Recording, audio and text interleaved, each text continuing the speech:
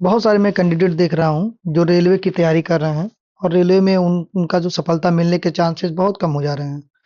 कारण क्या है कि सही गाइडेंस की, सही रोड मैप की। आप लोग सोचते हैं किसी अच्छे यूट्यूब चैनल को हम सब्सक्राइब कर लेंगे तो हम नौकरी पा जाएंगे। तो देखिए भैया, अगर कोई भी यूट्यूब चैनल पे कोई भी अगर एक टीचर पढ़ा रहा है तो उसके वीडियो को कम से कम मिलियंस लोग देख रहे हैं। 1 मिलियंस, 2 मिलियंस, इतने लोग उस वीडियो को देख रहे हैं। तो वो सारी चीजें अगर वो एग्जाम में जा करके देता है तो आप में उसमें अंतर क्या रह जाएगा। जरूरी क्या है कि आपका अपना रास्ता खुद बनाना पड़ेगा। जब तक आप अपना रास्ता खुद नहीं बनाएंगे तब तक इस भीड़ से हट नहीं पाएंगे। और जो इस भीड़ से हट जाएगा वही नौकरी पाएगा। हम भी बहुत तैयारी करते थे, 3-4 साल लगातार तैयारी किए लेकिन कुछ भी निकलता नहीं था तो हम परेशान हो गए। फिर हम लोग क्या करते हैं कि अपना बेस नहीं ध्यान देते हैं। हम लोग को लगता है कि जो ये यूट्यूब पे पढ़ा रहे हैं वही पढ़ लेंगे तो हमारा सिलेक्शन हो जाएगा। बिल्कुल नहीं होगा। जब तक आप अपने बेस को नहीं सुधारेंगे, शुरुआती बेस को आप सुधार पाएँगे, तभी जाकर के आपकी नौकरी की संभावनाएँ बढ़ती दी जाएँगी। मेरा दावा है उसके बाद आप एक नौकरी नहीं, एक ही साल में 4-5 नौकरियाँ निकालेंगे और मेरी ही तरह सोचेंगे कि कौन-सी नौकरी करें, कौन ना करें। मेरा जो है शुरुआती नौकरी यूपी पुलिस में निकला था। उसके बाद उसी टाइम 2018 में मैंने असिस्टेंट लोको पायलट भी निकाला था। उसके बाद मेरा शिक्षक भर्ती में लास्ट मेरी भर्ती शिक्षक भर्ती में हुई थी और आरपीएफ और एसआई मैंने दोनों एग्ज़ाम निकाले थे। मेरे मिला-जुला करके 2018 में एक बार में 4-5 एग्ज़ाम निकले हुए थे और उसका कारण ये था कि मैंने रोड मैप को समझ लिया था। मैंने रेलवे को समझ लिया था कि रेलवे क्या चाहता है। अगर आप ये समझ पाएँगे कि रेलवे क्या चाहता है तो कोई भी भर्ती आप आसानी से निकाल सकते हैं। सबसे पहली गलती हम लोग 2-3 गलतियाँ मैं गिनाऊँगा जो हम लोग करते क्या हैं। पहली बात कि हम लोग फॉर्म तुरंत जा करके भर देते हैं और हम लोग साइबर कैफ़े पे जाते हैं, कहते हैं फॉर्म भर दो। साइबर कैफ़े वाला फॉर्म आपका उठा के भर देता है। आपका सिलेक्शन का प्रोसेस यहीं से खत्म हो जाता है। आप जब तक खुद नहीं फॉर्म भरना सीख पाएँगे तब तक आपका सिलेक्शन दूर ही रहेगा। आप फॉर्म ना भरिए, लेकिन एक चीज़ फॉर्म भरने से पहले आप लोग नहीं करते हैं, वो मैं भी नहीं करता था, जिसके कारण मैं कभी सफल नहीं हो पाया। उसके बाद मैं जब से उस फॉर्म के पहले वो काम करना स्टार्ट किया, मेरे सारे एग्ज़ाम्स निकलते गए। सबसे पहला काम क्या करना है आपको, नोटिफिकेशन को देखना। जैसे मैं यहाँ पर स्क्रीन पे हूँ, मैं आपको ले जा रहा हूँ तो रेलवे ग्रुप डी का आपने ये खोला और इस साइड को आप लोग देख लीजिएगा। आप नीचे आएंगे तो ये जो नोटिफिकेशन दिया गया इसको आप पहले ध्यान पूर्वक पढ़ लीजिए क्या क्या दिया गया। तो इसमें बहुत बड़ी चीज नहीं है, इसमें बस बताया हो गया कि आपका एप्लीकेशन कब से स्टार्ट हो रहा है, कब से खत्म हो रहा है, कितने डेट को खत्म हो रहा है, फीस वगैरह है। ये महत्वपूर्ण चीजें नहीं है। यहाँ पर एज आप जानते ही हैं कि आपको 18 साल होगा तभी वो ये आप भर सकते हैं और 33 साल मैक्सिमम है जनरल वालों के लिए। बाकी 3-4 साल का छूट मिलता है अदर कैंडिडेट के लिए। आपने पोस्ट डिटेल देख ली, ये भी जरूरी नहीं। जो चीज जरूरी नहीं वो चीज आप लोग पहले देख लेते हैं। अब यहाँ पर आप थोड़ा सा फिजिकल एलिजिबिलिटी देख लीजिए, आगे बढ़ जाइए। और सबसे जरूरी चीज जो है आप जो नहीं करते हैं वो करते हैं फुल नोटिफिकेशन, जो मैं यहाँ पे डाउनलोड कर रहा हूँ। अगर आप फुल नोटिफिकेशन पे जाएंगे तो इसको आपको पढ़ना पड़ेगा। अगर ये आप नहीं पढ़ते हैं तो आपका सिलेक्शन, मैं दावा करता हूँ कि 90% आपका सिलेक्शन नहीं होगा। और अगर इसे पढ़ लेते हैं तो मैं दावा करता हूँ 90% आपका सिलेक्शन बहुत ही आसान हो जाएगा। तो चलिए इसमें पढ़ते हैं क्या दिया गया है आपका। अब यहाँ पर जो है टेबल दिया गया कि किस जगह पे आपको क्या क्या चाहिए। शुरुआती दौर में नोटिफिकेशन हम लोग धीरे धीरे बढ़ाते हैं और ये चीजें देखते रहते हैं। तो सबसे पहले हम देखते हैं डिटेल ऑफ पोस्ट की वैकेंसी का जो ग्लैंस क्या है आपका। तो यहाँ पर साफ साफ लिखा है आपका कि यहाँ पर जो है इनिशियल पे 18,000 का होगा और मेडिकल स्टैंडर्ड एज पर एनेक्सर 1 से आप देख सकते हैं कि आपको कितनी मेडिकल सुविधा होगी, आपको चश्मा चाहिए कि नहीं चाहिए। ठीक, एज आपका 28 से 33, सब पोस्ट की यहाँ पे इंपॉर्टेंस दी गई है।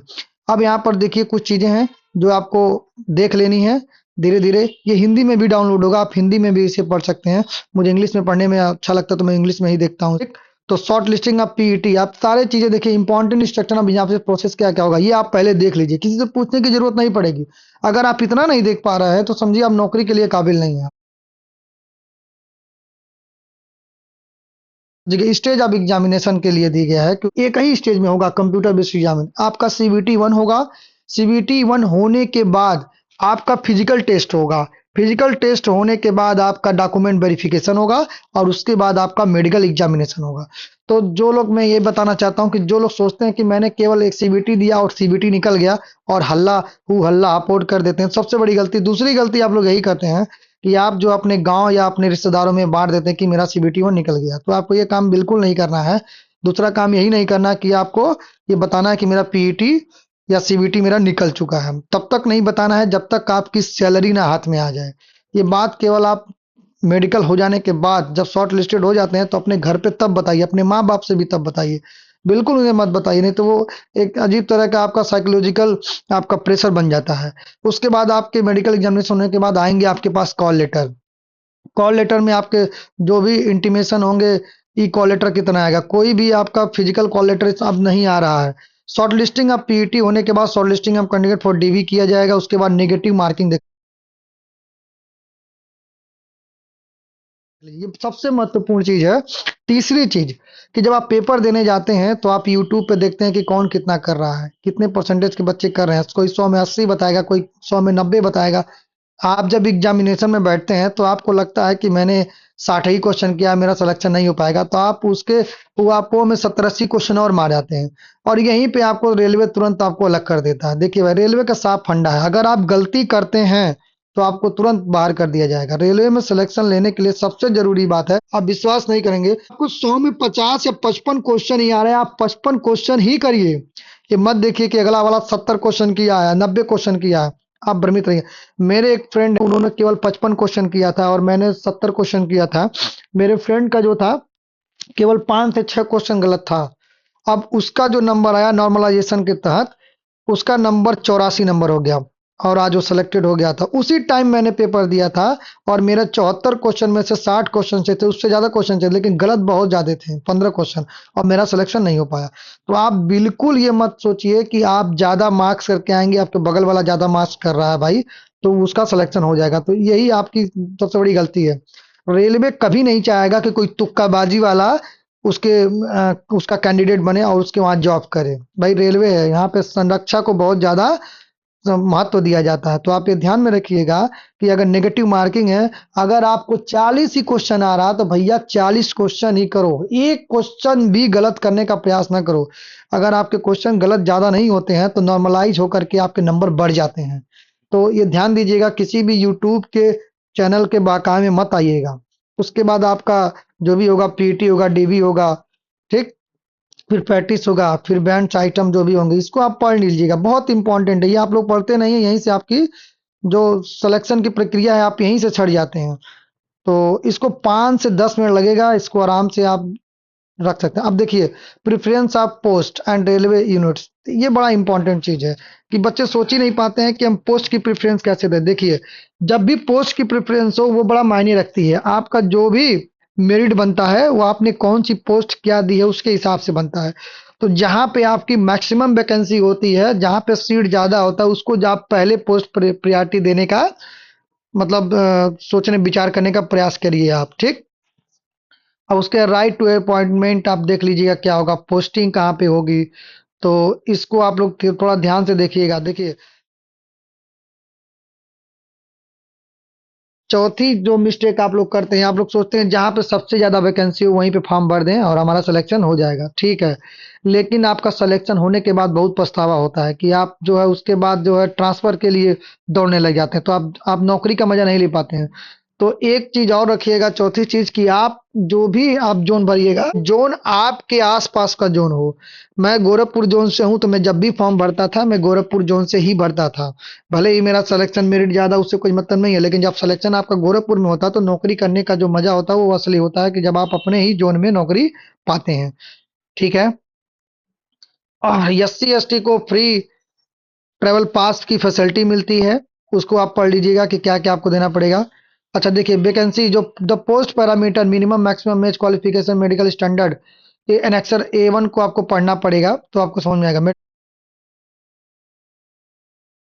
मेडिकल स्टैंडर्ड फॉर पोस्ट, देखिए हर पोस्ट के अलग अलग आपकी मेडिकल स्टैंडर्ड होती है।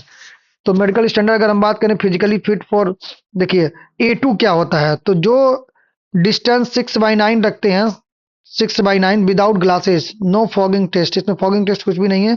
फिर A3 है आपका जो चश्मे के साथ है, B1 है, C1 है, मतलब ये लोअर स्टैंडर्ड। सबसे ज्यादा जो मेडिकल स्टैंडर्ड होता है वो A1 होता है। उसमें आपका जो विजन होता है वो 6/6 ही चाहिए, उस दोनों आंख का 6/6, तो वो लोग को पायलट के लिए होता है, इसके लिए नहीं होता। इसमें आप थोड़ा सा भी, अच्छा, मेडिकली जो अनफिट हैं, अगर उनको लगता है कि वो मेडिकली अनफिट है, उनको उनके अंदर कोई डाउट है, तो आप मेरे पास कमेंट करिएगा, मैं आपको बताऊंगा कि आप इस पोस्ट के लिए एलिजिबल है कि नहीं है। आपको किसी और से पूछने की जरूरत नहीं है। चलिए, अब नेक्स्ट है आपका नेशनलिटी, तो आप जान ही रहे हैं क्या देना क्या नहीं देना है। अब एज ग्रुप में आपका जो लिमिट बर्थ है वो आप देख सकते हैं। एजुकेशनल क्वालिफिकेशन देख लीजिए, बहुत इंपॉर्टेंट। तो यहाँ पर आपका एजुकेशन क्वालिफिकेशन दिया है कि क्या आपका होना चाहिए। तो एग्जामिनेशन फीस भी देख लीजिए, मोड ऑफ पेमेंट्स देख लीजिए। उसके बाद आप पोज करके देख लीजिएगा, मैं धीरे धीरे से बढ़ा रहा हूँ।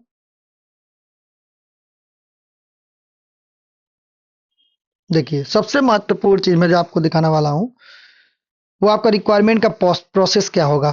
The requirement process shall compare the following stages. सबसे पहले आपका सीबीटी 1 होगा, उसके बाद आपका पीईटी होगा, फिजिकल इफिशिएंसी टेस्ट होगा आपका, उसके बाद डॉक्यूमेंट वेरिफिकेशन होगा, फिर मेडिकल एग्जामिनेशन होगा।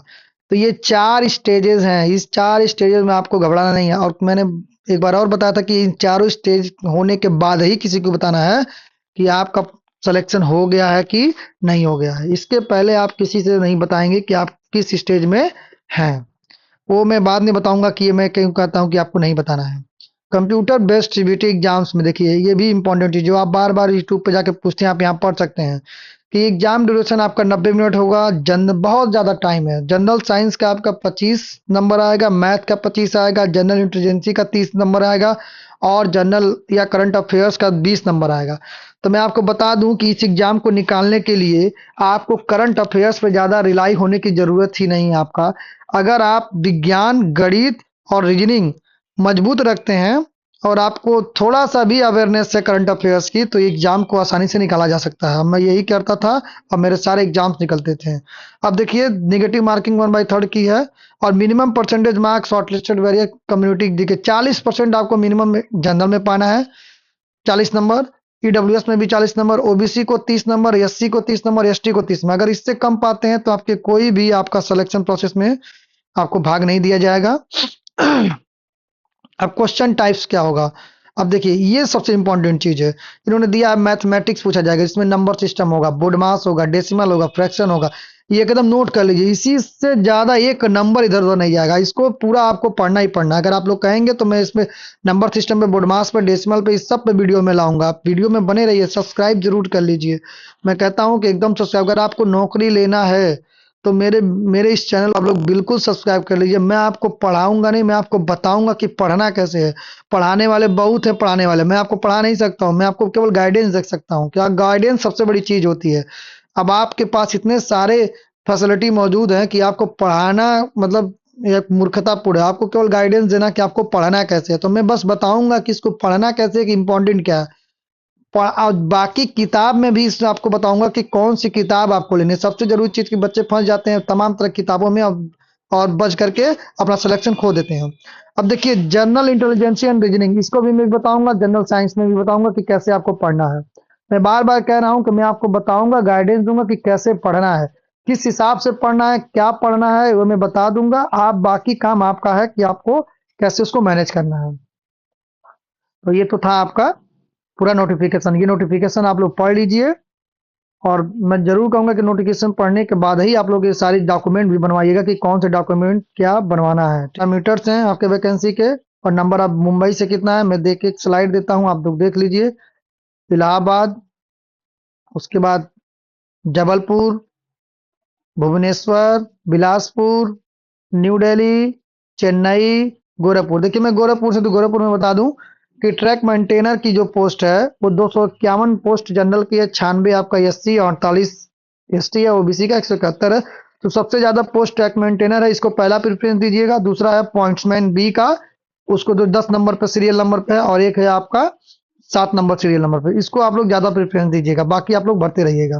तो मैं बता रहा हूँ, जो जिस जोन में पढ़ता है उसी जोन से फॉर्म भरे, उसके लिए सबसे बढ़िया रहता है। तो आपकी पोस्ट डिटेल जो आप देख सकते हैं, बाकी आप इस साइट पे जाकर के पूरा पता लगा सकते हैं कि ये नोटिफिकेशन भी वहीं से आपको डाउनलोड हो जाएंगे। मैं आशा करता हूं कि आप लोग को ये मेरे वीडियो पसंद आया होगा। अगर आप सिलेक्शन लेना चाहते हैं, तो अगर गाइडेंस की जरूरत है तो मेरे चैनल को जरूर फॉलो करें। मैं ऐसे गाइडेंस लेकर के आता रहता हूं कि किस प्रकार से आप ये तैयारी करेंगे कि आपका सिलेक्शन बहुत जल्दी मिल जाए। मेरे अनुभव और मेरे जो भी एग्जाम्स मैंने क्लियर किए हैं, उसके सारे अनुभव को लगाकर मैं बताता हूँ कि मैं बहकाता नहीं हूँ, क्योंकि मैं खुद एक एम्प्लॉय हूँ। तो मैं किसी प्रकार से आपको फ्री में ये सेवा देना चाहता हूँ कि बच्चे हमारे जो भी भटक रहे हैं, वो हमारी तरह भटके ना, और जल्दी से नौकरी पा जाए। तो आप मेरे चैनल को सब्सक्राइब कर सकते हैं, शेयर कर सकते हैं, लाइक कर सकते हैं। अपने कोई भी आपका जो लड़का हो, पढ़ रहा हो, कोई रिश्तेदार पढ़ा हो, उसके पास ज़रूर भेजिए और बताइए।